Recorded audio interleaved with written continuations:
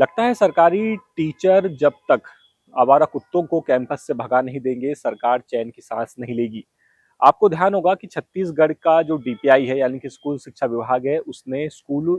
सरकारी स्कूल के कैंपस से आवारा कुत्तों को भगाने की जिम्मेदारी शिक्षकों को दी थी और अब ऐसी ही जिम्मेदारी दे दी गई है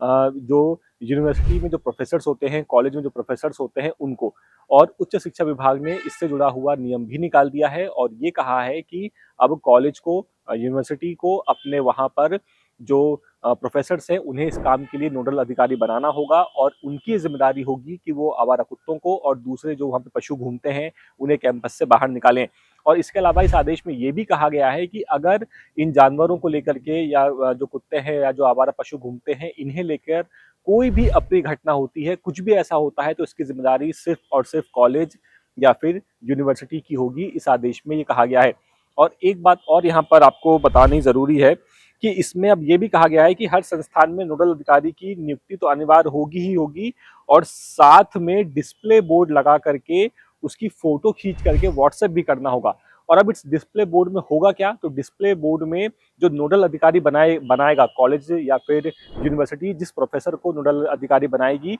उसका नाम, उसका मोबाइल नंबर उस डिस्प्ले बोर्ड में होगा और उसकी फोटो खींच करके उच्च शिक्षा विभाग है छत्तीसगढ़ का, उसे उसकी फोटो भेजनी होगी और इसमें साफ साफ उसमें अधिकारी का मोबाइल नंबर, नाम और हेल्पलाइन नंबर दर्ज करना होगा। और इसके अलावा एक बात और जो इस आदेश में लिखी गई है कि कैंपस में खाना, जो लोग बाग जो खाना खाते हैं, ये कहा गया है कि उस खाने के जरिए आवारा पशु जो हैं या कुत्ते हैं वो कैंपस में घुस जाते हैं, तो खाने को नियंत्रित किया जाए। खाना खुले कैंपस में ना खाया जाए, खाने को आप कहीं और खाइए पर कैंपस में मत खाइए ताकि वहां पर आवारा कुत्ते या पशु ना आ पाए। एक बात और आपको ध्यान होगी कि हम 10 सूत्र ने आपको एक खबर बताई थी कि कुत्तों के अलावा सांप और बिच्छू पकड़ने का भी आदेश सरकारी विभाग ने निकाला था। उस वक्त भी इस आदेश की खूब आलोचना हुई थी और उस आदेश में तो ये कहा गया था कि अगर स्कूलों में सांप और बिच्छू निकलते हैं तो इसकी जिम्मेदारी जो होगी वो शिक्षक की ही होगी। अब स्कूल शिक्षा विभाग हो गया, डीपीआई हो गया और अब आ गया है उच्च शिक्षा विभाग, जिसने आदेश निकाला है कि प्रोफेसर अब चाहे पढ़ाएं या ना पढ़ाएं वो बात की बात है, लेकिन कुत्ते जरूर भगाएं। अब इस